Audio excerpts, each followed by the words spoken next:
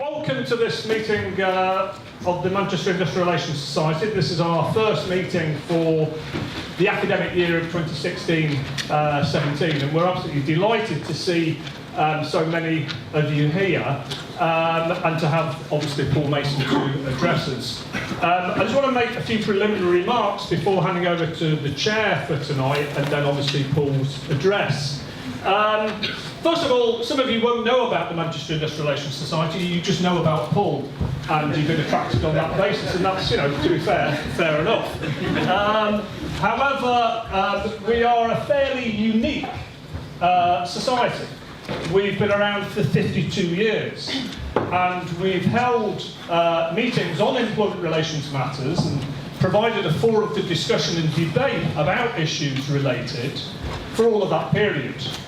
We bring together academics, HR and industrial relations, employment relations academics from Salford University, from Manchester Metropolitan University, and from Manchester University as well as students, both undergraduate and postgraduate, masters or PhD students, but also with practitioners.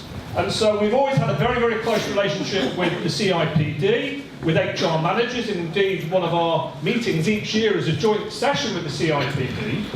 We also have very good associations and links with the trade union movement, and the Northwest Secretary of the TUC General, the TUC is a member of the Society's Council. We have lots of trade union officials that come along.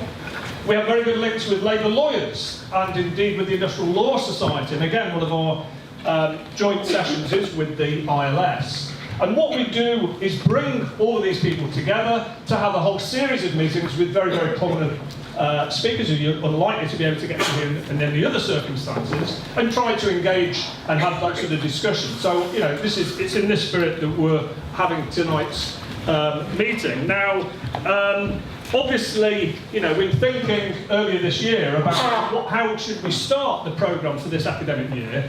It was obvious there were three things going on of major significance, and you could almost have predicted, well, not entirely, certainly in the outcome of the EU referendum, but the whole issue of the EU referendum and the possibility of Brexit obviously was one, and that's been a profound significance. The issue of the Corbyn phenomena, of course Corbyn had got going before the summer, but the bandwagon further increased with the leadership challenge and so on, and then his success. And then, of course, there's been lots in the news of late, hasn't there, about 0 hours contracts and the gig economy and so on, the delivery drivers, the Uber people on strike in London and so on, also adding to the mix. So we thought, who best to speak about these phenomena and these social movements and these political and industrial changes than Paul Mason, who, of course, is an extremely distinguished journalist who we're delighted to have. In fact, I was looking back at our records. Paul's a friend of the Society. He last spoke in 6 years ago in 2010. Although, he was sort of known, amongst a layer of people, but he certainly was nowhere near as well known as he is today. In fact, I was telling my daughter last night that he has a Twitter follower. He has 300,000 followers on his Twitter feed. And I told my daughter this and said, the problem is I only have 300 on mine. And she said to me, you realise that's 0.1% of that. And I was my enthrallment at her mathematical ability to work that out in her head was slightly dimmed by the sense of feeling of, being kicked in the stomach about it. But anyway, he's well known, and we're delighted for him to come and speak. But he's not the only person we've got. And, many of you who are not members of the Society won't know that our next meeting, in just a few weeks' time, has got one of the leading figures in HR, the leading sort of academic figures in the country, Professor David Guest, who is from King's College London, who's speaking on employee engagement, okay? And this is a joint meeting with the CIPD. We expect it also to be a very large meeting and a really interesting one to boot. And then in December, we've got the General Secretary of the Communication Workers Union, Dave Ward, to speak on the relevance of trade unionism for today. And given the fact that the CWU have plunged into taking strike action, in post offices and so on, then that's obviously going to be fairly relevant. And then just to give you an idea, in the new year, we have one of the key HR managers at Morrison's supermarkets speaking about the HR model in a major supermarket chain to give us a case study feel of how things are operating there. Then we have a speaker, Sally Brett from the TUC, speaking about the gender pay gap and the changing role of women in the labour market, which again, I think will be a fantastically important and interesting event. And then we're rounding off in a bit later with a meeting on human rights versus Bill of Rights with Professor Tonya Novich, a Labour lawyer from Bristol University, and then our final meeting is on global labour governance, an idea whose time has come, with Professor Jimmy Donohue's from the very famous Industrial Relations Research Unit at Warwick University, Warwick Business School. So we've got a fantastic programme of meetings, and we would very much like to encourage those of you, and there's most of you sitting in this room, who are not yet a member of the Society, to join us. To join our society and be part of the discussion and the debate of this. Obviously, it's taken a lot of time and effort and money to organise this event. We hope that you will join and do so. You've got some membership slips. If you want to join, you can join immediately afterwards on the stall outside, and we would very much encourage you to do that. Membership is £25 if you're employed, or it's £5 if you're a full-time student, all right? And you can't get a better deal than that, quite frankly. Okay, that having been said, I'm going to pass over to Lawrence Jackson, who's going to chair tonight's session, and then we'll get Paul Mason off on the ground. Thank you, Ralph. It's my great pleasure tonight to introduce Paul. I'm going to take slight issue with Ralph, because when I looked at the plans, I thought the title, well, Brexit's Brexit, and we know what that is. Corbyn's been elected with a massive majority, and there's not really much happening on the economic and political scene, so I don't know what Paul's going to talk about tonight. But I'm sure he will find something to talk about.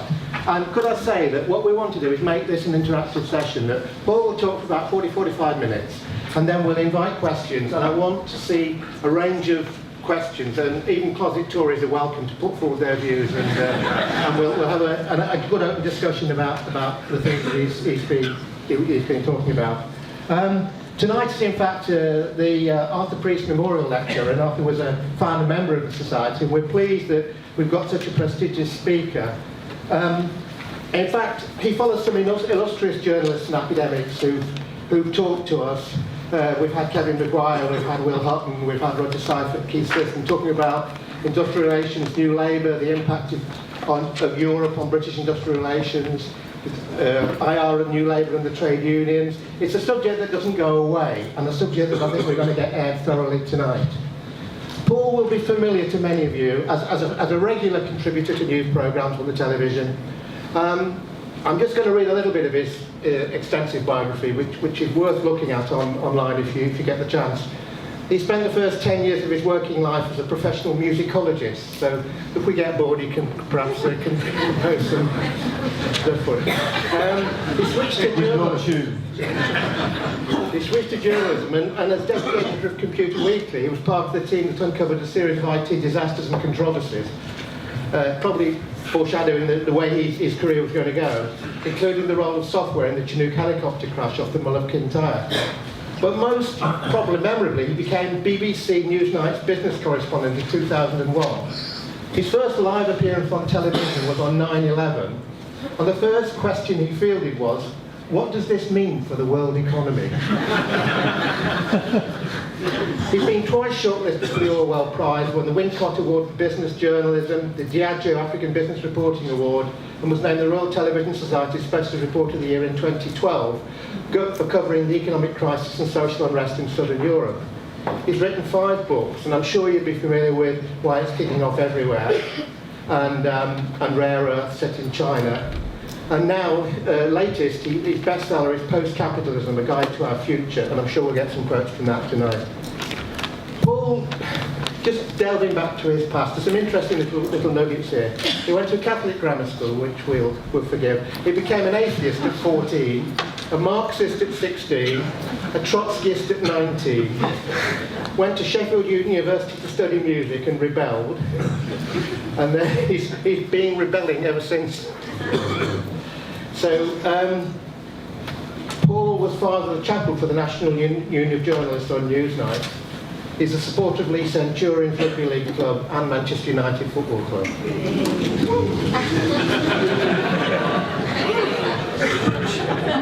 So, ladies and gentlemen, to speak on the topic of Brexit, Corbyn and the changing economic and political landscape, would you give a very warm welcome to our guest speaker, Paul Mason.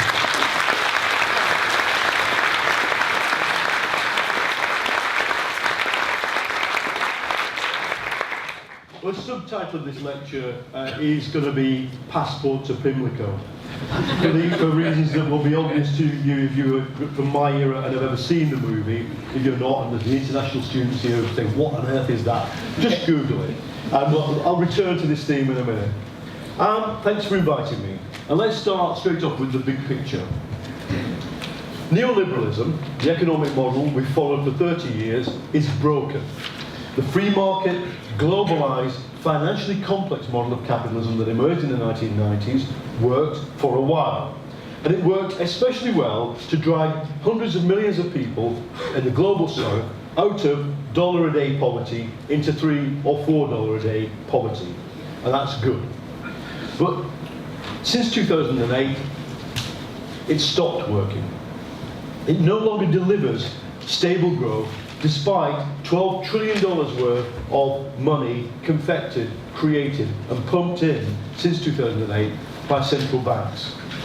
And that is bad, especially if you are one of those people to whom, in that entire 30-year history of success, it never delivered.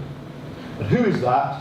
I don't do PowerPoint on these things, the only thing I'm going to show you, who is that? It is the working class and lower middle class of the developed world. This is the famous elephant graph.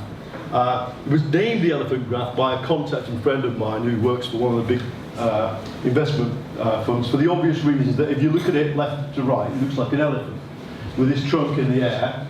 And what it shows, if you look at this, let's start with the trunk on the right-hand side as you're looking at it. That's the global elite.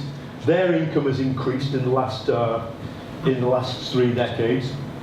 But amazingly, the incomes of poor people in the global south have increased a lot. 60, 50, 70%.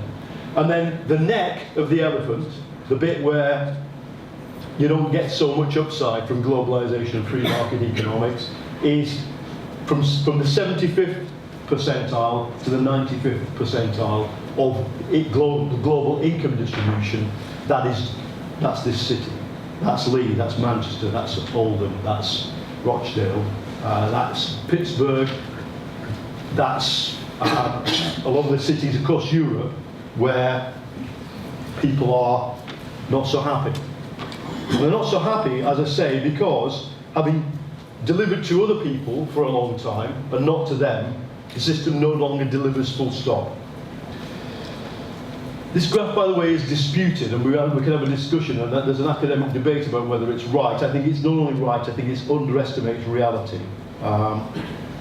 It's no surprise that the people who benefited least from globalization and free market economics was the working class of the developed world, because as a system, it was founded on and designed to suppress their wage bargaining power.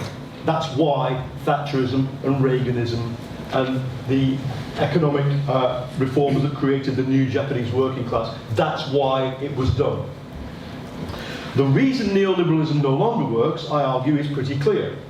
You've got wage stagnation, and to take up the strain, because someone must provide the money for us to go on consuming, instead of wage growth, you get credit growth. And so what you get there is you get credit, debt, in other words, to GDP ratios rising from 100 to 200 and now 300% of global GDP. The world economy runs on debt, no longer on rising wage growth. And Arthur Priest, who I looked up, Googled Arthur Priest and the words ManWeb, or Northwest Electricity Board. I came up with this lovely Works magazine from the Northwest electricity provider, which Arthur Priest worked for. That era was an era where productivity growth delivered wage growth to people, and electricity providers had industrial relations specialists, because keeping the workforce as a partner, as a collaborative partner in your venture was really important to them. They were nationalised as well, but the culture was the same in the private industry. And if you look through this lovely 1979 PDF of a Works magazine, it's all about outings and social clubs and brass bands and the kind of things that employers did in the era when they didn't want to smash working class people and destroy their trade unions and destroy their living standards. But unfortunately, that is the system we now live in. And so what it creates is not only credit dependency, but massive cycles of boom and bust. And at the point of the bust, because when there's too much credit chasing too little real economy investment, at the point of the bust, the remedy is always the same. Looser monetary policy, print more money, cut interest rates, flood the economy with more and more cheap money. In return, more and more cheap money chasing less or stagnant real economic activity simply leads to falling returns. So the rich get richer because assets rise in value, poor people stay poor, wages stagnate, and what happens next? Because the state has to step in every boom and bust to save the system. In 2001 it does so by more or less destroying the company pension system. In 2008 it does so by saving the banks. Because the state always picks up the cost and therefore the taxpayer, the boom-bust cycle always leads to austerity. And that's not all, because to keep the profits flowing in an era where there's too much capital chasing too little economic activity, you need to shovel more and more of public assets into the private sphere. Because these public assets come with an amazing thing. They come with a price tag of 0 on actually acquiring the asset, and then an amazing, almost guaranteed profit level, profit margin once you've acquired the asset, as Richard Branson and Virgin Care are now finding out. Because with his 200 plus NHS contracts, Virgin Care in 2015 made a turnover of 40 million and an operating profit of 5 million, which is pretty good if you're a student at business school. 25% rate of operating profit on turnover is not bad. Tax 0, of course, because Richard has saddled this company with a £20 million administrative cost, which means it has never paid tax in its 5-year of operating in the British NHS. Shall I translate that into real mathematics for you? We are paying Richard Branson to own for free parts of our public service. That's the way neoliberalism has to work, because it is in crisis. It's a zombie. It's running on debts, running on austerity, running on printed money, and running on the proceeds of privatisation. And without them, it doesn't run. Now, this problem of a broken economic model is not unique. It's not new. It's happened before. What usually happens is that some visionary members of the elite pop up and say, look, let's stop trying to fix this old model that doesn't work. The economics seem to be wrong. The business model of society is fractured. Let's do something completely different. Look around you in this city. That's what the great industrialists and municipalists of the 1900 to 1914 era, which we call in America the Progressive era, in France the Belle Epoque, here the Edwardian era, that's what they did. The built environment of Manchester, even now its greatest things are from that era, I would argue. But of course it's what the Manchester bourgeoisie did in the mid-19th century as well. When after the 1840s they scrapped the Corn Laws, forced the British state to regularise the currency and to form a central bank and to bring order to the banking system. Capitalism goes through these iterations of synthesis, disintegration and synthesis, always led by members of the elite who recognise that the old model doesn't work. Number one problem we have today is that we have almost no visionary members of the elite. The elite in the 1990s convinced themselves, and it's a logical thing to think this, that the globalised free market with financialised, low-wage capitalism, with a small state, low taxation, high upward redistribution of wealth from the poor to the rich, and high inequality, looked so like perfection that there could never be another form of capitalism. And you laugh, but it is what they believe. Philip Mirofsky, who's written a book called Never Let a Serious Crisis Go to Waste, shares with me the intuition that, in fact, this belief system, even when it came under pressure in the late 1990s from NGOs like the Millennium Campaign, the Anti-Debt Campaign, and the Anti-Globalisation Protest Movement, simply retreated into pride. Basically, it is what they believe. They still believe it's perfect. It's just that they only say it inside their dachas, inside the mansions of the Chinese bureaucracy, on the yachts of people like Philip Green. To get onto those yachts, mansions and dachas, you have to know the language. You have to speak and believe that language. But in public, they don't say it. And while we've had resistance from workers, from young people, from populations radicalised by austerity, who could forget Cochabamba in Bolivia chasing away the private water company. They had to run away with their hard drives under their arms, not the last people to run away from an anti-neoliberal protest. Many of these protests had no clear objectives, and the absence of a clear objective, the old slogan, one no, many yeses, or another world is possible, good slogans, but the absence of a holistic and clear alternative to neoliberalism convinced the neoliberals that there is, likewise, if your main enemy, if somebody chained to the gate of your company also has no alternative to neoliberalism, then it's probably a logical conclusion that there is no alternative to neoliberalism. And that word, that slogan, there is no alternative, became ingrained. Now, in the book Postcapitalism, published last summer but written in 2014, I predict two kinds of outcomes to this particular crisis where there's a system in absolute trouble, but the elite can't think of an alternative. One is, A, it carries on. And the multilateral system, the WTO, IMF, Eurozone, exchangeable currencies, soldiers on, world trade, and the costs of the stagnation are imposed on the poor, as now, pressing the neck of the elephant further down. That's option A. Option B, I wrote then, was that people's tolerance breaks and they begin to force local and national elites to act against their own ideology in favour of national-centric protectionist actions which actually then break up the global system. So to save neoliberalism, the global elite is forced to break up globalisation. And I take no pleasure at all in telling you that that's what's happening. This is the meaning of Brexit.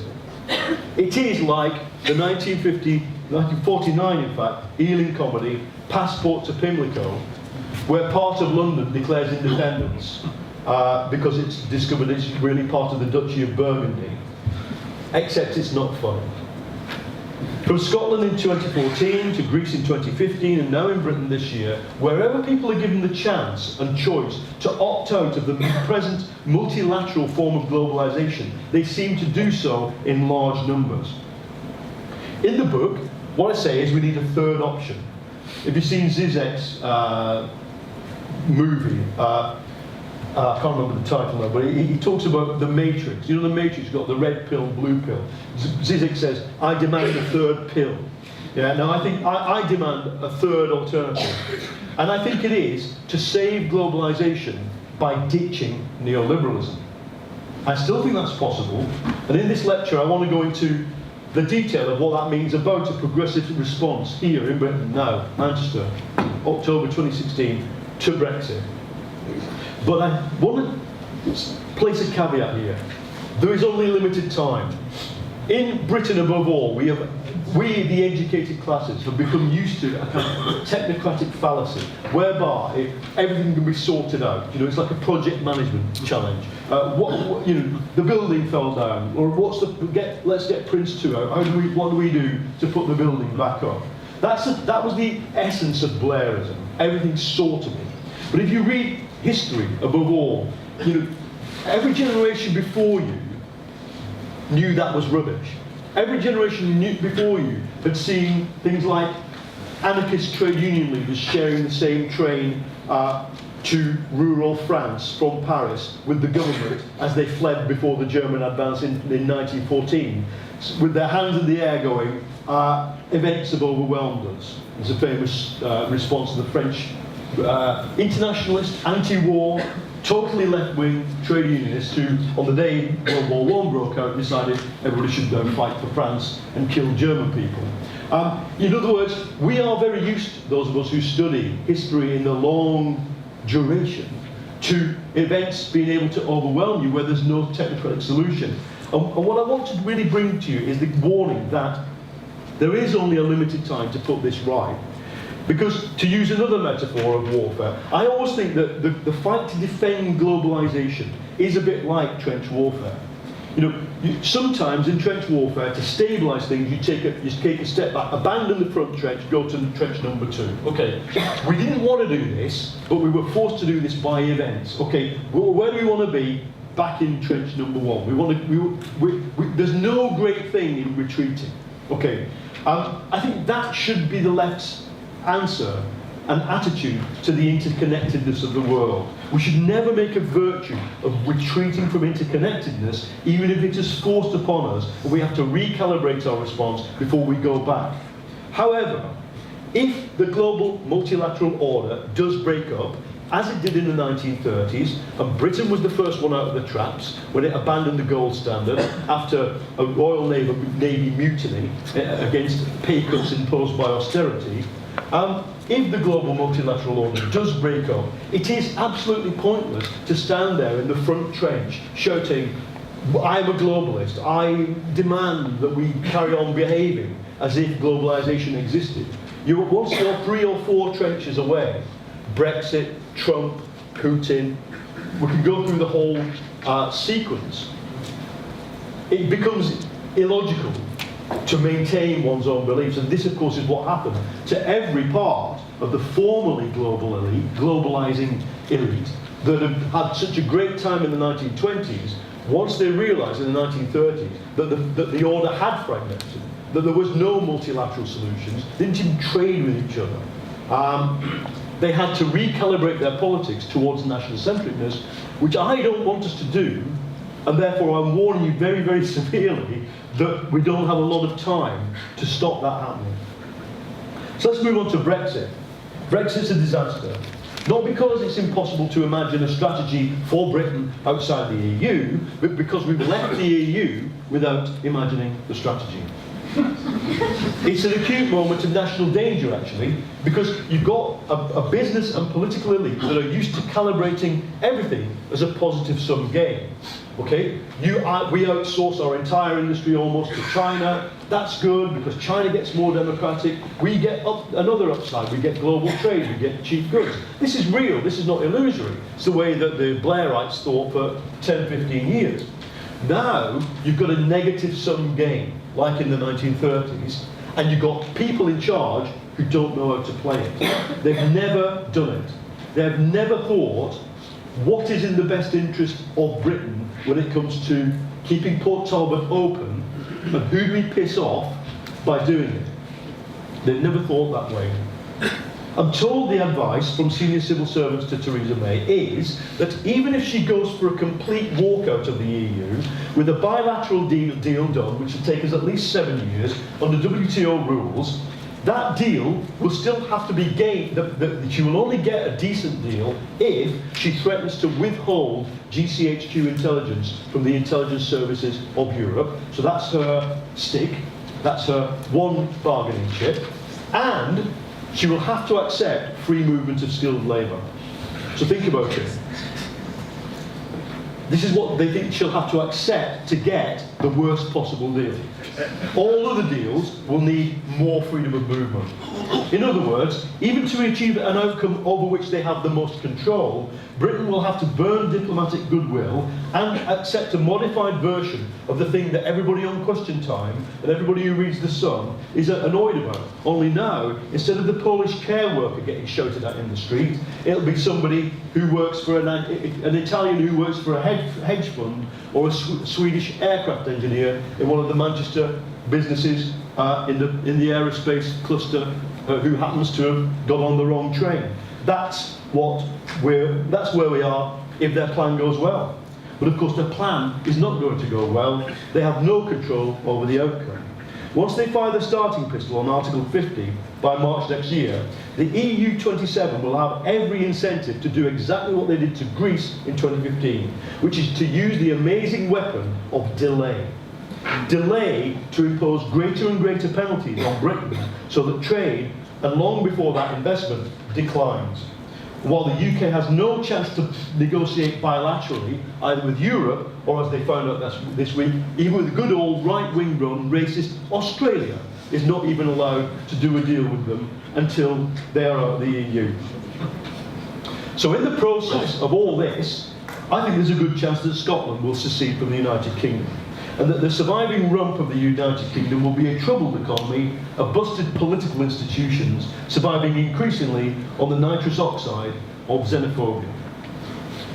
There's been a lot of angst about why Brexit happened, and ultimately I think we just have to say it's because 17 million British people didn't want to be in the EU.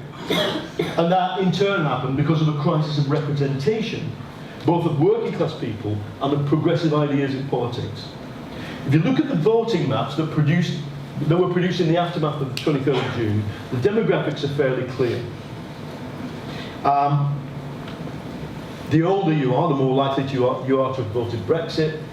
The less educated you are, the more likely you are to have voted Brexit. The lower your income, ditto. If you look at the Resolution Foundation research on drilling down into this, there's a number of interesting things. Education matters a lot. The number of students versus old people in an area matters a lot. So does social cohesion. Where people feel society generally hangs together, they voted to stay in. Poverty was not a predictor. Parts of London, including the one I live in, with high social deprivation, voted massively to stay in. Nor is levels of immigration. But one of the surest predictors of voting to leave is the recent arrival of migrants into an area with low migration. That's, and given the situation, one could assume that those migrants likely, by and large, to have been East European, white, Christian people. So let's translate all that research into a number of likely propositions. Brexit happened because large numbers of low and semi-skilled workers, A, experienced wage stagnation, B, austerity. C, they then linked this to the most obvious effect of globalisation and neoliberalism, which was inward migration from the EU into the communities in which they worked. On top of that, many of them were old enough to remember the Arthur Priest reality, which they thought, rightly or wrongly, was a better reality. It was better before. And then, on top of that, finally, nobody was listening to them. And on top of that, crucially, in a number of places, those people, those low-skilled, almost voiceless, quite marginalised people, convinced the middle class around them. This is another piece of Resolution Foundation research. The surprising thing is the number of places where the car wash convinced the golf club. And being middle class and educated and globally focused, even working for a global multinational, was no longer a predictor of voting to stay in the EU, but where you were and who you're surrounded by became a predictor that you were going to vote out. And that's, to me, a plausible explanation of how the expected 45-55 for staying in turned into 48-52 for leaving. I remember a conversation I had with a London taxi driver on the eve of the poll. He wasn't racist in this sense. He had also the correct facts about immigration, not incorrect ones. His direct competition was Uber drivers who don't even have to take a test whether they can speak the language. He has to take a test these 3 years training to get into his brain the physical layout of London. He told me for his daughter, he thought every new migrant adds a new person she's competing with for NHS services, new kid in the school when there's a shortage of school places, a new person who needs housing in London, and she hasn't got a house. And I said to him, right, we can sort out all these problems. We can regulate casual work, we can regulate Uber, we can enforce the minimum wage, we can tax the rich more to pay for better services. And where people arrive suddenly, like they've done in some parts of East Anglia or even in East London, we can allocate money faster to council services and the NHS so that there's no local bottlenecks. And we can build a lot more new council houses. And he said to me, mate, it will be a lot easier just to stop them coming. And that was the problem. Suddenly, I felt this problem of, the Gramscian ideological hegemony is being exerted upwards by people like him onto people like me, because he didn't convince me, but I didn't convince him. And I am the economics editor of Channel 4 News at the time, and he's a taxi driver. In other words, in a way, he's right. It is easier in the short term to retreat from globalisation rather than to make it more socially just. The only problem is, what replaces it, as he is about to realise, and Theresa May is about to realise, could be a nightmare. The biggest market in the world, 500 million people, is on our doorstep, and the price for my taxi driver's simple solution is that we're going to be shut out of it. So let's recognise Theresa May's administration for what it is. It is a regime of crisis. By holding a referendum on Brexit with no contingency plan for a leave vote, Cameron placed this country in a position of peril. The response of the Tory establishment since then has compounded the peril. They've created a cabinet that is a coalition of hard Brexiteers with reluctant hard Brexiteers. They've triggered Article 50 without bothering to tell us what their negotiating position is, or, I believe, really to know themselves, and they've refused to publish that position. And in the meantime, they've begun to fill the vacuum with the toxic language of xenophobia, the attack on foreign doctors. Notice the language. It used to be migrant, now it's foreign. You've been here 20 years, you're still foreign. The sudden request by schools, by text message, to text them the nationality of your child, unless, of course, that nationality is UK. The demands that firms list foreign employees, suddenly withdrawn. But why was it there in the first place? The threat to use residency status of 3 million EU migrants as quote-unquote our biggest bargaining chip in a single market access discussions. Think about that. Yarl's Wood, not a particularly pretty place. Right now it's full of Somalis and Afghans, and it's got a terrible reputation for the way it's run, okay? The threat to use the residency status of Lithuanian care workers and Polish plumbers and taxi drivers as a bargaining chip is an implicit threat to put them in Yarl's Wood if they overstay their welcome. 3 million people. It's not going to happen, but it is a horrific act of xenophobic rhetoric. Topped off by the claim Theresa May makes that if you think of yourself as a citizen of the world, you're a citizen of nowhere. This direct linkage of the problem with migration, with the problem, and believe me, people who are new to this country, maybe you've just arrived here, and welcome, for the last month to arrive for your studies, we have not seen this kind of rhetoric linking the migration issue with the problem of quote-unquote cosmopolitanism, i.e. citizenship of the world, for decades. And there's a reason for that, because we fought a war against a country for whom it had become a state ideology. And some people are still alive and remember doing that. Let's look at the facts that all this is designed to skate around. Britain's 1.7 trillion in debt, its budget deficit can't be eradicated by 2020 as promised, because even on the steroids of quantitative easing, growth is low, wages are stagnant, and the trade situation is deeply negative. Austerity didn't work. 2/3 of the growth George Osborne expected to help eradicate this deficit came from where? Migration, inward migration. It was extensive growth. It was growth, very low growth per capita, looked high because it was all premised on more and more people coming in to do more and more low-skilled work. In Passport to Pimlico, when Pimlico seceded from the UK, all they actually wanted was an end to rationing, which happened in 1949. Theresa May won't even tell us what she wants, and we have to therefore deduce it. What I think she wants is hard Brexit, that is a walk away in general from the single market, but with sectoral exceptions whereby specific sectors of the UK economy retain access to the single market, although not membership of it, by paying money and by conforming to specific rules like the single market regulations demand. And so far we've got banks and auto manufacturers in the queue. There'll be more in the queue, probably the insurance industry as well. But it runs into the same problem that you run by attempting to stay in the single market full stop. It creates a precedent for varying the terms of being in Europe. There's no incentive for anybody else in the EU to agree to it. And so I think it is likely to fail, this hard Brexit plus sectoral exception. And if it does, then the three stooges of Davis, Fox and Boris Johnson will get their wish. There will be a hard Brexit, goods will face external tariffs, and we need to do about 130 bilateral trade deals. And that's just damaging uncertainty. Ben Broadbent for the Bank of England said it, even if the range of outcomes only widens, inward investment stops.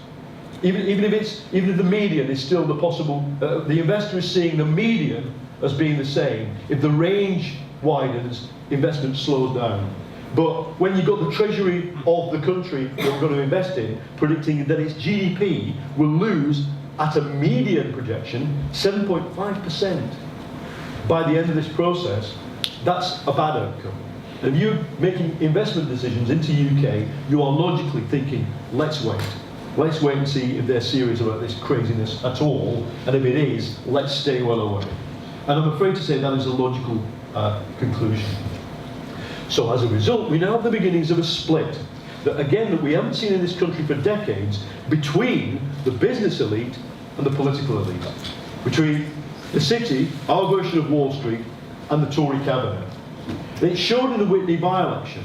The Whitney by-election was good for the Lib Dems because a bunch of Tories overtly voted Lib Dem. Ex-Tory grandees, a lot of whom live in places like Whitney, were organised for people to switch to Lib Dems. And I think it may happen again in Richmond and actually finish off Zach Goldsmith as well.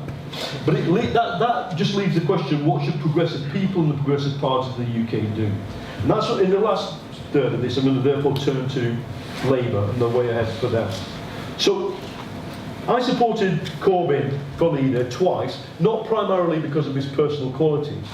You may know that a Sun journalist recorded me saying that I thought Corbyn had trouble cutting through and communicating to working class people in the north. Well, if he'd recorded me saying what I think about Ed Miliband's ability to do that, that they would have had to bleep the recording. Or indeed Owen Smith, or indeed Angela Regal. Angela Regal's constituency cannot meet because of her failure to communicate with working class people. So that's a problem for a lot of people in Labour, but that's not the big problem Corbyn has. I think his strongest suit is his honesty and his principle and his internationalism, and I voted for him because he's the only person in British politics so far who's been prepared to say, in words, like the words, neoliberalism is over. We are not going to pursue it anymore. We are going to do something different. And so, by the way, is austerity. These are big things to say in a country whose entire political culture has been focused around these things for 30 years. People say he's a poor leader. Well, I've said in public, he's more like Gandalf than he is like Aragorn. Okay? But I've seen Labour versions of Aragorn do more damage through the kind of levels of sort of egotism, bullying, use of hierarchical machinery. Real problem is not way beyond all this. You could pick any quadrant on the Myers-Briggs scale, and hopefully people in a place like this know what that is. Anybody on any part of the Myers-Briggs quadrant, but if they declare war on inequality and on neoliberalism, on austerity, and the graft that keeps handing huge chunks of public assets over to private companies, if they do that, they're going to get a bad reputation in the Sun, the Mail, and the Express. They're going to take you apart. Actually, in the first phase of Corbyn's leadership, between September 2015 and June 2016, I think the main deficit was on policy. In the Shadow Treasury team, they actually did achieve a lot. They rejected the fiscal discipline rules of the Tories. They designed their own with academic help. They've held water. There's been very, very little professional attack on that in terms of its designs. And then over the summer, they've concretised the most important plank of future Labour policy, which is to set up a national investment bank with regional offshoots funded by a mixture of taxation and private investment, aiming to spend 500 billion over 5 years on investment. On housing, John Healey, the Labour's front-bench spokesman, put in place the basics of their current policy. He resigned, tried to bring down Corbyn, but he's come back in and joined Corbyn's team, and it's 1 million homes in 5 years, half of which should be council homes. It's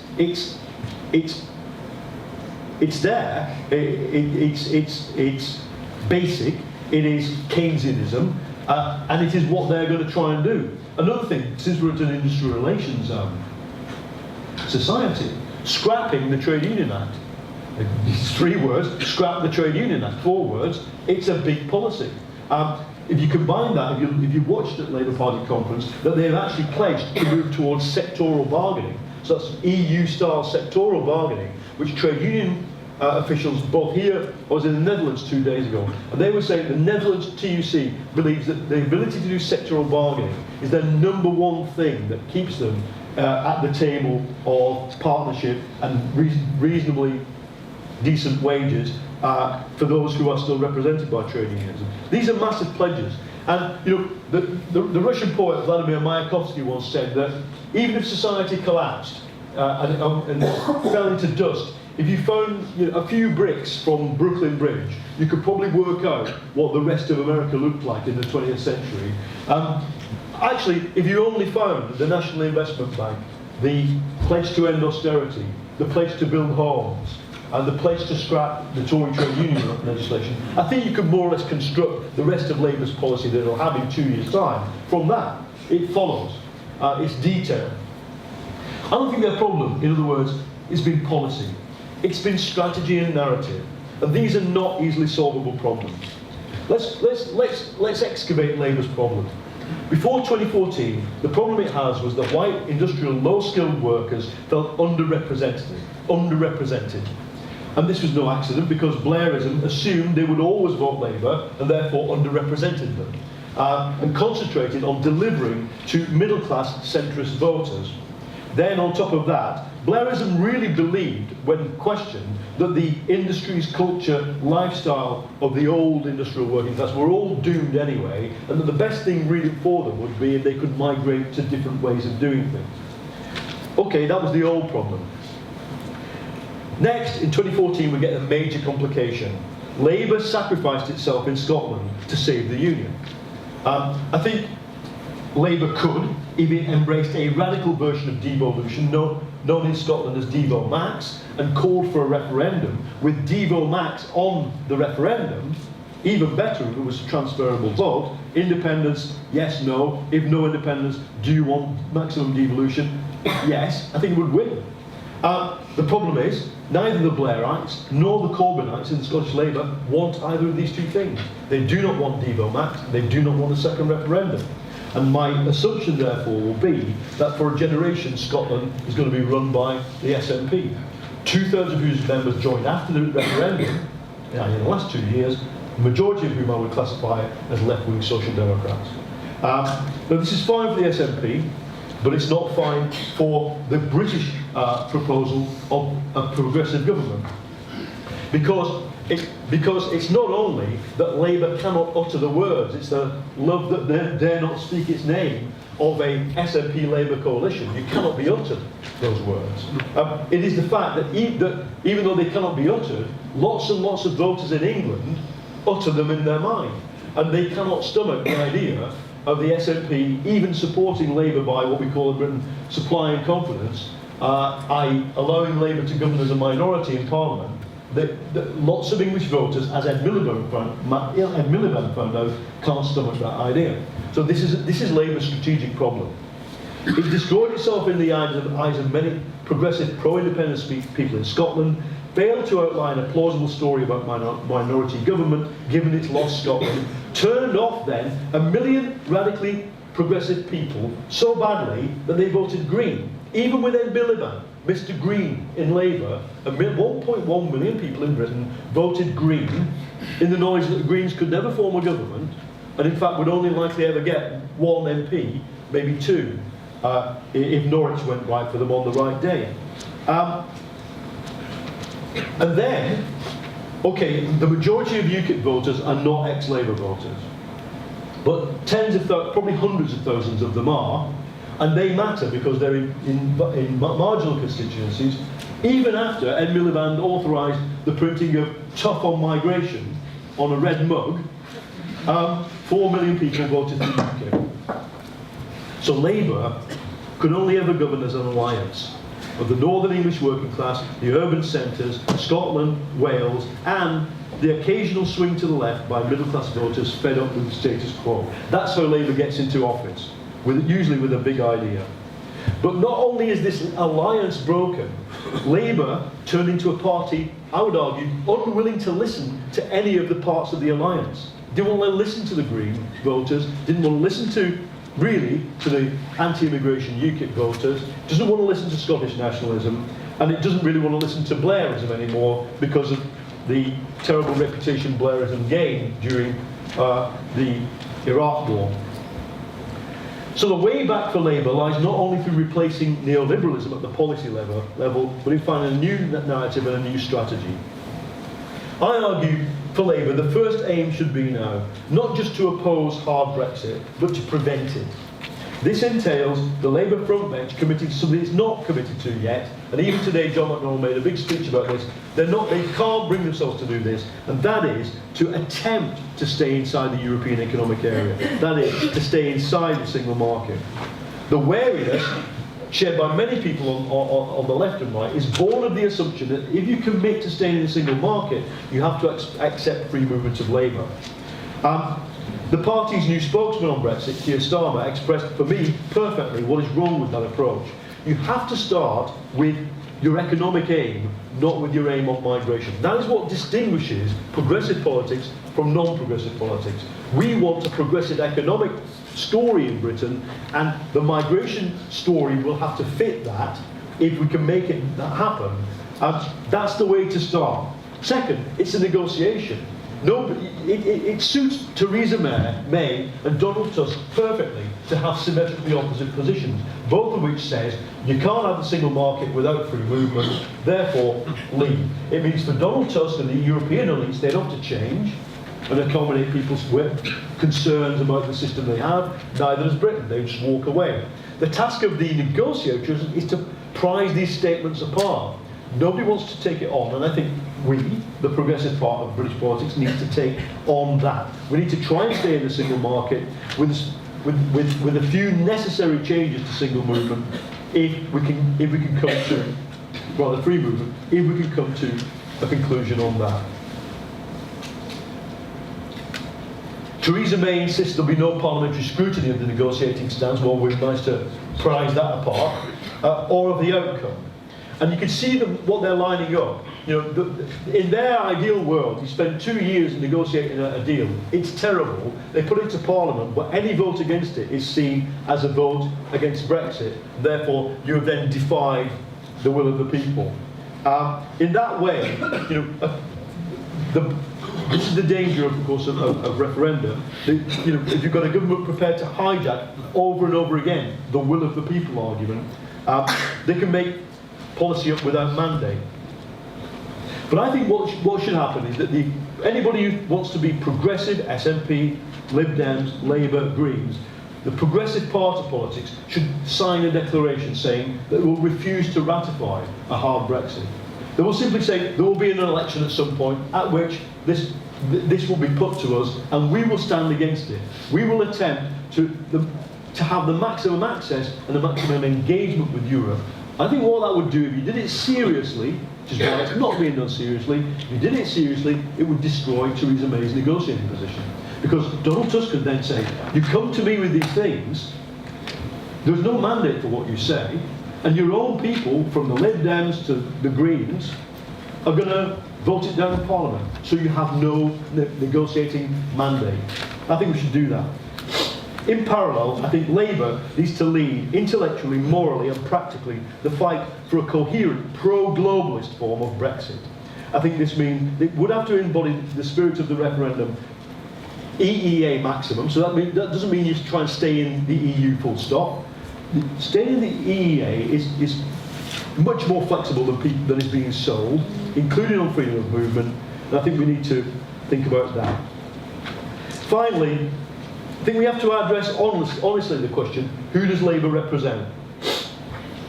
Even by 2014, it was obvious that the old relationship between the urban salariat and the ex-industrial working class had actually inverted. Labour's vastly expanded membership is the salariat. I mean, 55% of Labour's members are in London right now. Okay? People say it's an AB1. You know, it's not an AB1 membership, but it is largely educated, skilled people. That networked young people. That's not a disaster, because that's the future of humanity. The workforce in the 21st century is going to be skilled, educated, networked, and it's going to be the people who are young now. Okay, it's a tragedy if you're in a marginal seat where a lot of people vote UKIP, but we can turn these things around. That's the core. For Blairism, the core was the old industrial working class, and the winnable battleground was the middle class. It's inverted. For us now, it's the salariat that are the core, I think, and the battleground is the old working class. Places like Bury, places like Nuneaton, Corby, Portsmouth. And what's interesting in these places, excuse me for a second, is that the centre has collapsed. If you measure it by the Lib Dem vote, the closest thing to a measurable centre in a lot of these places is the 1,000 or 2,000 people who voted Green. It's either Tory or Labour or Green or UKIP. And in that situation, the old Blairite triangulation methods just won't work anyway. So what do? Labour can only attract back, at the same time, millions of progressive people who voted Green, or SNP, or Plaid Cymru, and then millions of people, let's put it this way, worried about migration more than they're worried about anything else. If it does this, it has to maintain social liberalism and a globalist outlook, but it has to combine them with economic radicalism. It has to arrive with money, the thing that Blairism never arrived with properly, into those communities, into those marginal working class places, and it has to transform them. And it probably has to do it in advance of any general election. The alternative was outlined in the so-called Blue Labour project of Maurice Glassman, the Labour Lord, and John Cruddas, the Labour former policy chief, MP for Dagenham. They wanted basically to try and create a part of Labour that didn't adopt social liberalism, and that it adopted instead a form of social conservatism. But it didn't work, it was never adopted, and I don't think it can work, because it can't create the alliance you need. So we have to land like the Starship Enterprise onto those communities with jobs, services, free university education, health services with enough slack to encourage innovation and variation, not running like a Soviet-era factory, with everything set from the centre and capacity utilisation down to the last brass screw. That's how modern hospitals work. In other words, they don't. And you could take 20 years on Corbyn, give him an Instagram account, and convince him that, wearing the same colour jacket and trousers was a good idea. It still wouldn't be enough. You're up against an elite-run media that wants to destroy them. So how do they win? They have to win as a social movement. Fortunately, by staging the coup against him, that is what the neoliberals did inside the Labour Party. They've helped create it, or at least the basis for it. If Momentum, about 20,000 people, was an app instead of an organisation, then when you switched on your geolocator on your cell phone, you'd find there's a lot of other people around you. So if it was like political Tinder, you'd find there's a lot of potential other political Tinder friends quite close to you. How much more so with Labour itself, with its 650,000 members. In some places, 1 in 10 households are a Labour Party member. So the next phase for me is to turn this into a social movement, modelling its activities on the successful, radical, left-wing, progressive social movements that have transformed politics in Southern Europe, themselves based on Latin American practice. Podemos in Spain and Encomu in Barcelona, above all, are for me the models of the organisation we need to follow. I think that's off the peg. It can be done, it can be studied, it can be implemented, it won't be easy. The hard part is convincing us, ourselves, people in politics, people with 10, 20, 30 years of ingrained ways of thinking, that another way of thinking is possible. But I tell you that unless we do, then the whole destiny of the UK is going to be in the hands of the people who put us into this mess. They've gone back to the country supper land of Whitney and Oxfordshire. They've gone. You know, they've left the scene, Osborne and Cameron. The destiny is just going to be in the hands of people who do not know what the hell they are doing. Thank you.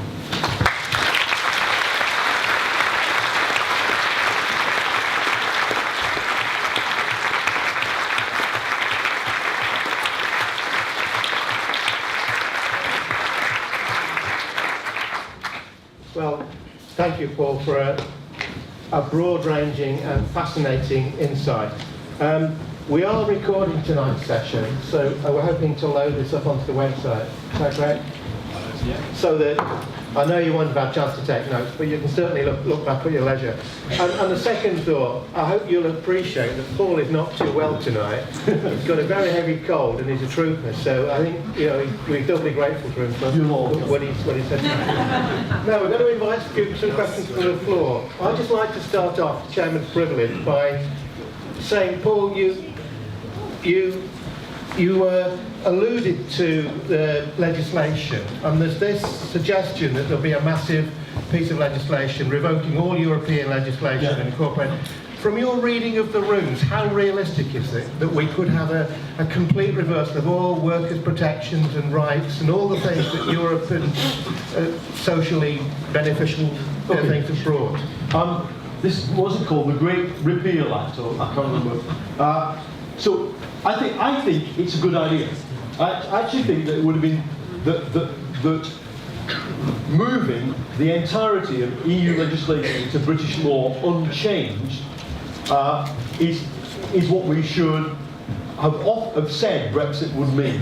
Okay. But listen to Duncan Smith. Duncan Smith's not in the government. He's one of the arch Brexiteers and an architect of it. He says something different. His argument, when Labour and opposition parties demanded to have a say on Article 50 and on the negotiating stance, was really interesting. And again, because we live in an era of, I'm sorry, brain-dead broadcasting media, they never asked it. It was never taken up. Duncan Smith said, you'll have plenty of chance to discuss the detail when this act is coming through. Now think about the logic of it. It's being sold as an act that moves the whole of EU legislation unchanged into British law. The key guy is saying, you'll be able to filter it bit by bit and decide then. That is the project of the Tory right. In the process of moving these legislation, you will get changes. And guess what the changes are going to be? They're going to destroy consumer protection, destroy labour protection. At Heathrow Airport, people are lining up to take legal action because the Heathrow expansion will never meet EU environmental standards. Guess what? There won't be any EU environmental standards. That's the plan. So that's my answer to you. I think that what we should really be careful about is the cherry picking in the process of moving it over. And of course, everybody who knows, I'm afraid again for people from overseas, welcome to our wonderful non-constitutional governance arrangement. Whole bunches of EU, of British law are made and enacted by orders by ministers. And what quite a lot of the protections that we are worried about can be revoked by orders in council and by ministers, and they will never have to be repealed by Parliament. They just have to stop implementing things. And I think this is not a 5 to 10 year process. I think it might be a 2-year process. We get to the end of it, there's this chunk of law, and then the next minute, Secretaries of State start, literally as soon as they're on the statute book, start repealing them by dicta. And that, weirdly, is entirely legal in British law. Right, can we have 2 or 3 questions? And roving microphone. Right.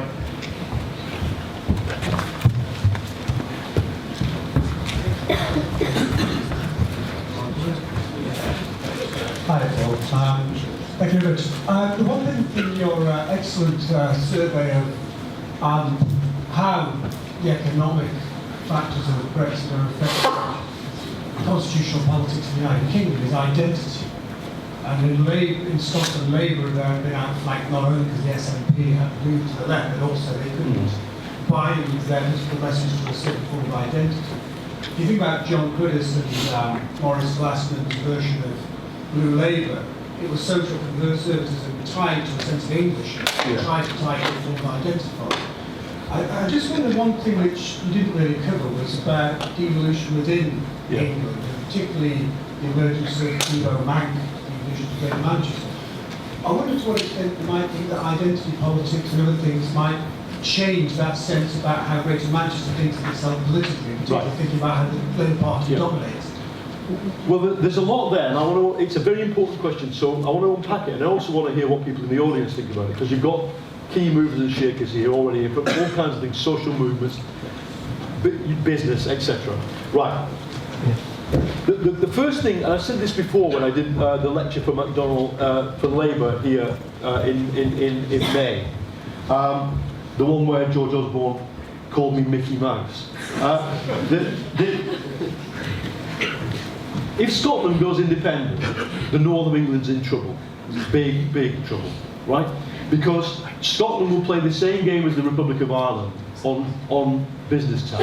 It'll slash business tax down to 10% probably, and quite right. And if you haven't been to Scotland, go. It works. The country. It's an amazing country, very open. They love migrants. You don't get all this bullshit, xenophobia. You don't get a lot of it anyway. And what then is the trouble is going to be is that as a destination for inward investment, Scotland's going to win. And I would say probably if Scotland goes independent and stays in the EU, the city of London will just migrate to Scotland. It's rainy, but the city of London has its downside as well. So the north of England needs a strategic insurance policy against that, and I think it can only be various forms of devolution, and Devo Mank or the GMCA, as it's going to be, the mayor, the authority is just part of it. I, as you know, have written about the People's Plan for Manchester, which is very much, I think you're involved in it. It's very much at the design stage. I think this is good because what it gives is Manchester an opportunity to kind of, because they neglected to factor in any democracy when they made mayoral system, it's actually a vacuum, and I think in a way that's good. You can use some participatory democracy and technology to do some of this. But then on your wider question, to kind of flip to the wider issue, I think I have a big problem. Yeah, the Blue Labour project has now migrated into or mutated into Billy Bragg's project of an English, progressive English nationalism. Here's my problem, and I just can only speak from my own experience and my own sort of inner thoughts about this. If you look at a DNA map of the United Kingdom, something really interesting, you've got about as much common DNA as you can have between human beings, between people of the north and people of the south, as you have between people of the north of England and Scotland. DNA-wise, we're just different. Now, why would that matter? It doesn't matter, of course, at all. We've been intermixed with many, many invasions and migrations in Britain. But it just so happens the way we speak in the north is completely different than the way people in the south speak. And I don't feel English. I do not think I feel anything in common with somebody brought up in Witney, Oxfordshire, I don't really, and my heart doesn't rise when I see that, what used to be the NF's, flag. I don't really, like a lot of football people or even rugby people, it's the club that you're interested in. I think any attempt to construct an English nationalism is, of course we know that progressive bases of English nationalism they are the Saxon pre-Norman rights of the so-called freeborn English man, which the Levellers, the great new book coming out about the Levellers, read it, Leveller Revolution by John Rees, the Levellers drew on an almost mythical set of rights to define a progressive plebeian radicalism in the 17th century. Now, I know how you do that, that's what we would have to do, but it's just that if I look around English nationalism, I can't see anything to grab hold of. So I'm actually more interested in polities, that is demoses, of cities, towns, regions, and I think the North's going to have to define itself kind of as that. So I take it you're not impressed with George Osborne taking charge of the Northern Powerhouse? We'll pass over that. Well, do you know what? I mean, how stupid, the Northern Powerhouse, will make itself if it happens, but it's going to have to overcome some of the problems that the Tories built into it. $2 billion deficit in Manchester alone on health. In fact, what is Warrington in? Does anybody know what Warrington is part of? It's not. Is it part of Liverpool? Is it part of Manchester? It seems to not be part of either of them. Poor Warrington. I mean, weird stuff like that. But above all, thank goodness we're here because we've already got the powerhouse. The Midlands has been designated the Midlands engine by Theresa May. The people in the West Country said, "What are we?" The West Country Cider Press,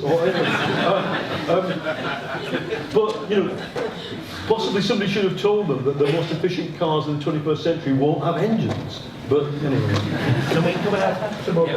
Yeah, I had a question around social movements because I think your point about the people who've joined the Labour Party to support Jeremy Corbyn is really exciting at the moment, and I think that does show there's a real space for social movements, definitely. But your example around Podemos. I guess Podemos came out of a social movement rather than created one. And then definitely in the last year in Spain, there's been real demoralisation within Podemos of activists who see actually a turn of Podemos towards social democracy, of kind of just seeming the same as PSOE. I mean, how do you see that reflecting in terms of the British Labour Party? I guess I know a lot of people who've joined the Labour Party recently who are really excited and actually there's not very much space within it. To kind of create that space. So what do you see as a solution? Yeah. Well, it's interesting this, so what you're talking about is Podemos, which is this radical left party that grew out of their occupation of the Squares movement in 2011, and went from 0 to 4 to 12 to now 20%, and is now the official opposition because the Socialist Party, PSOE, has now this week refused to keep the Conservatives out and would rather vote. Basically, they're going to abstain, is it today or tomorrow, to keep in a way that allows the Tories to form a government when they could have, even if they couldn't have formed a government themselves, they could have triggered another election. So this is going to the next phase of what we call PASOKification of social democracy in Europe, where the Social Democrats get squeezed between the radical left and the right. Now, in Britain, it just worked out differently. I think all the same forces are there. If you look at Momentum, that Momentum event that was held in Liverpool was very similar. In fact, the Spanish MP who was talking to him was there. He said, it just looks exactly like Podemos. You've got a lot of young network people and a lot of survivors from the Thatcher era and nobody in the middle. Why? Because the demoralised and defeated people who are now the Salariat, sort of in their 30s, just couldn't see a way forward. Now, in Labour, I think Labour can't become a social movement. I've been working with some colleagues who've been in social movement to try and provide a kind of social movement guide for Labour activists.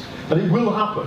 I've written a short article called Find Each Other and Act, if you want to look it up, on Medium, that embodies some of the lessons of it. But as soon as we started doing it, we came into the problem that the real, everybody's obsessed in the sun and everybody's obsessed with Momentum.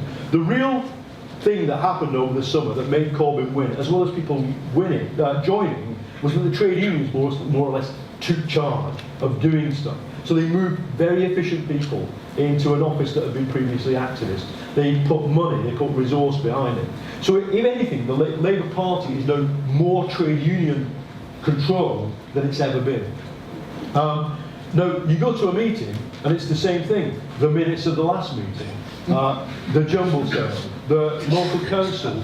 These things are important and have to be done. And what the old-style Labour activists always accuse the new people of doing is they're not being interested in doing the basic stuff that you have to do to run a social democracy. Well, personally, I have a short life, and I am not interested in doing that. And therefore, we need to find intermediate spaces where people can do things. And so what I think should, anybody who's involved in something, I do think the words find each other and act is the #1 thing. Whether you're in this Labour branch or another Labour branch, could you come together around this proposal here? Could you come together around a centre? A kind of voluntary creche, or occupy the Manchester City Hall until somebody provides you with a non-voluntary creche. These things are what social movements do. And Podemos and Camus in Spain run 3 cities, and already, they're in the same problem in those 3 cities, Madrid, Barcelona, and Valencia, as Syriza had in Greece. And that is, you're there, you bring all the activists into the city hall, it's suddenly everybody wearing a ponytail with a nose ring and tattoos all over the place, but the civil servants are still civil servants. What do you do? In a way, me as an old Marxist feel like saying to them, have you ever read State and Revolution by Lenin?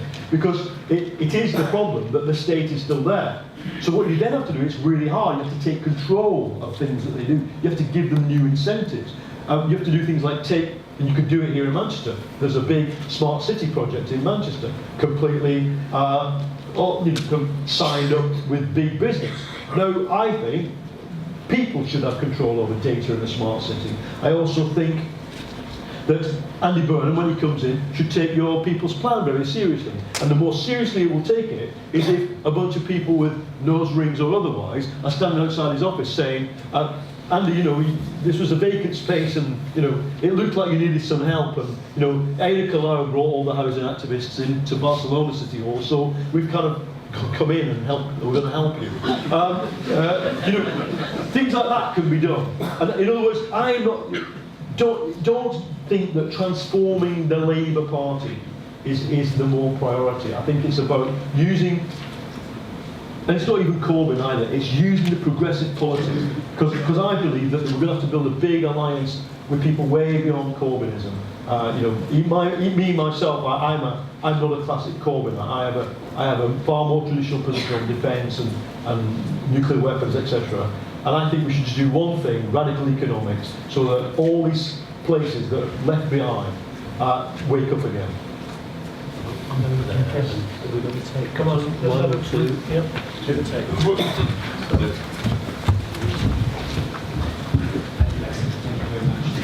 Kevin Alderson, I'm an economist here. At the beginning you said you were going to look at the big picture, and you put up the picture of the elephant and so on. And it strikes me that we've known for at least 2 to 3 generations that it's just not possible for everybody in the world to enjoy the standard of living that we have in the West. And we're on the verge of destroying the world ecology trying to pursue that dream. The developing countries have the people there, they have a legitimate desire to improve their standard of living. Does that not inevitably mean that in the West we will have a declining standard of living, particularly if the top 1% also want to increase their standard of living? So we're seeing attacks from both sides, well, not attacks, but we're seeing resources that are needed from both sides, taken from both sides. So a good. What's interesting is whenever I go and do my big thesis about post-capitalism and a critique of neoliberalism, like to bankers, they always pull this graph up and they always go, but look how well it went for people in the global south. The first thing I would say is, as somebody who's studied and critiqued Stalinism, it just sticks in my throat a little bit when you hear the bankers going, we brought so many people into shitty factories in Bangladesh and that's progress.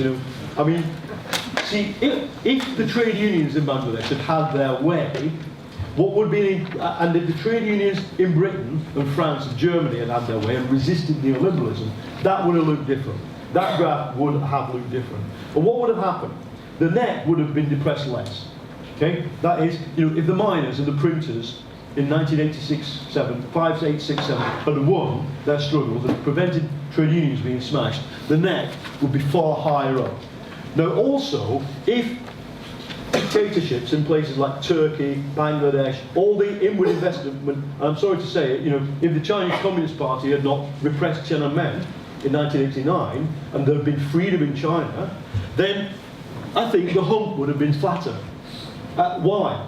Not because people desired to move wealth back to the global north from the global south, but because you can't, if there are free trade unions in China, in a parallel universe, after the Tiananmen Square massacre, if free trade unions take place, then wages are not going to be so low. So there's less inward investment there. We would have had a flatter and more equitable S on that curve.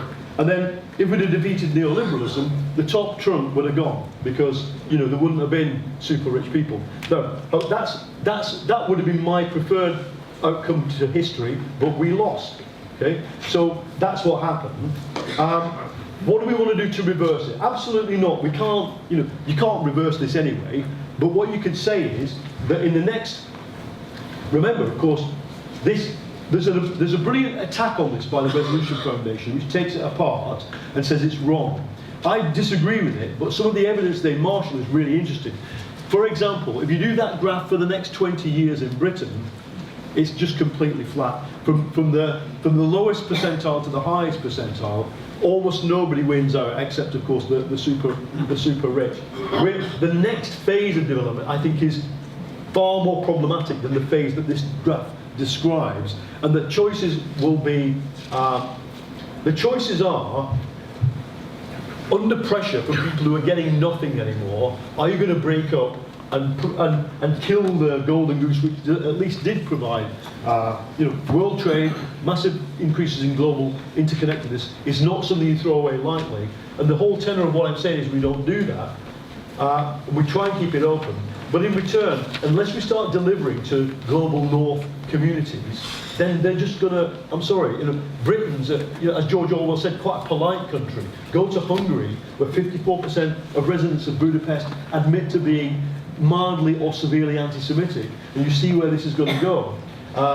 One more bust phase is going to probably tip one or more European countries into, not fascism, but very, very authoritarian, xenophobic, right-wing politics. And I just think we can't go on saying it's the price we pay for globalisation. But I'm sure that's not what you mean. No, that's not what I was saying. I was saying, how can we have everybody become better off, given the constraints of the world? Yeah, well, I think, so there's a degrowth argument, which I don't subscribe to, which is, so the German degrowth movement would say solar power panels are bad because they encourage people to consume more electricity. So I don't agree with that.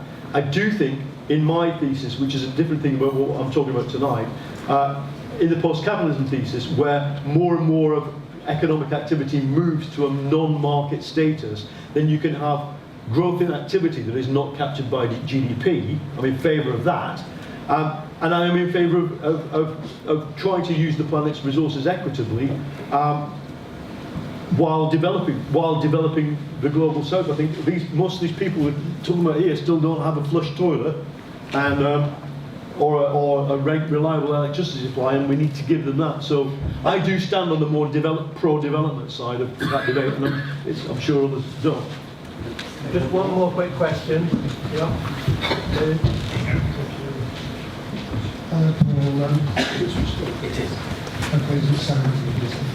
I have to say I agree with sort of 95% of the things that you've been saying, and it all seems very, very unpromising for the future.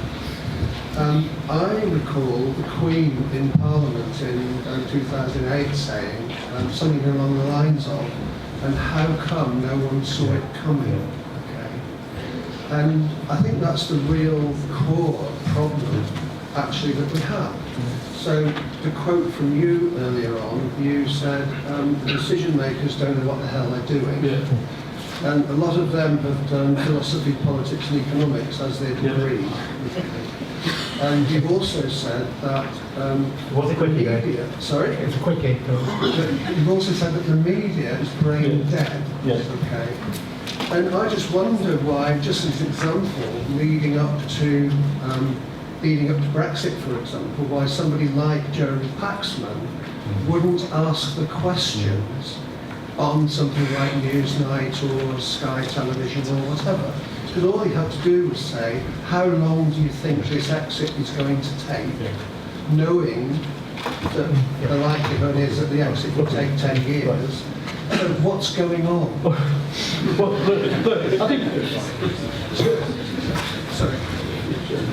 I would really urge you, if you get spare a few hours, to even via Wikipedia, which is very reliable on all these things, just to study the breakdown of the global system as it happened in the 1930s. It's at the time it happened, it was always done for the best intentions. So, Smoot-Hawley, the act through which the Americans killed global trade, was done, by a conservative government that didn't think it was killing global trade. Glass-Steagall, by which they killed off the financial markets correctly, was done as a kind of almost an act. It was a we don't want another boom bust, so let's just definancialize the world. Then as I say, you've got the Invergordon mutinies, 1931 September, new coalition government, Navy mutinies, panic, gold standard. The pound collapses, gold standard breaks up, Britain leaves it. Then you've got the German Chancellor doing austerity, saying, austerity is good, we need to balance the books. The Nazis go from, offhand, 18% to 25% in 2 elections in 2 years. It's really worth studying because it was all done by people who were not Nazi or not xenophobic. Oswald Mosley, he'd been a Tory, he was a Labour MP, and he says we need to do national-centric politics. MP for Manchester, I can't remember, it was Salford, wasn't it? Mosley, old Manchester cotton family, says, Labour MP, Labour can't accept that globalisation's over. He wouldn't put it in normal sense. Therefore, let's protect our own people, forms a new party to do what became Keynesian economics. Nobody takes him on. He quickly realises that actually, to do this, you need some foot soldiers. How do you get foot soldiers? Attack Jews. How do you get foot soldiers? Attack Indians. Gandhi. You watch it. Now, I don't think we have to replay it. Number one, because we have knowledge. We actually have Wikipedia. We can work out that it's a bad idea to go down the route of national-centric politics, and it's a good idea to defend what you have of globalisation. And, the problem is, I'll finish on this, with the media. This is how the media works. If the Sun publishes a headline, Corbyn is shit, LBC stages a discussion saying, do you think Corbyn is shit or not? Yeah? And then the BBC has a poll. Yeah? The press is completely owned by tax-dodging millionaires, and they set the agenda. And then why I say the broadcasters are brain dead, they are consciously hands-off when it comes to the amplification of these propaganda messages. They allow their system to be used by that, but if then somebody pops up in a morning meeting on Newsnight and says, you know what, I think Paul Mason might be right, you've got an agenda. If the Daily Mail might be right, we're listening to the British people. That, I can tell you, is how the BBC and some other broadcasters actually work. Now, we've got to stop doing it. We've got to stop. If you watch Question Time, right, next time it's in a working class town, they'll go out and they'll pick the most vociferous right-wing people they can find to be in the audience, and then what? They come out with stuff that you can't say in a global multinational. You say some of these things in a work meeting at Aviva or EDF or Siemens or GE, you are sacked. You cannot use language like this that is being used on the BBC and on the ITN and the rest of it by people in the name of giving the people their voice. Well, I think they should be given their voice. But this is my final point, progressive people who believe in a progressive and socially just globalisation, we are not patronising them when we say you are wrong. So what Julia Hartley-Brewer said to me, Paul, it's all very well for you patronising these people by saying they are wrong to be concerned about migration, blah, blah, blah. What I say is this. The labour movement is a line drawn through the working class between people who think the problem is migrants and people who think the problem is the rich and bosses. And it has been going right back to 1819 in this city into the Peterloo era. They have to have the same problem, same arguments. The French are the problem. No, it's not. It's our own factory bosses. That was the argument that the people made who did the Peterloo protest. Many of them were ex-soldiers, so it was not even about radicals in factories. Draw the line. Draw the line in your own life and argument, and be confident that there are millions of other people like you. It's just that they don't get to shout rubbish on question time.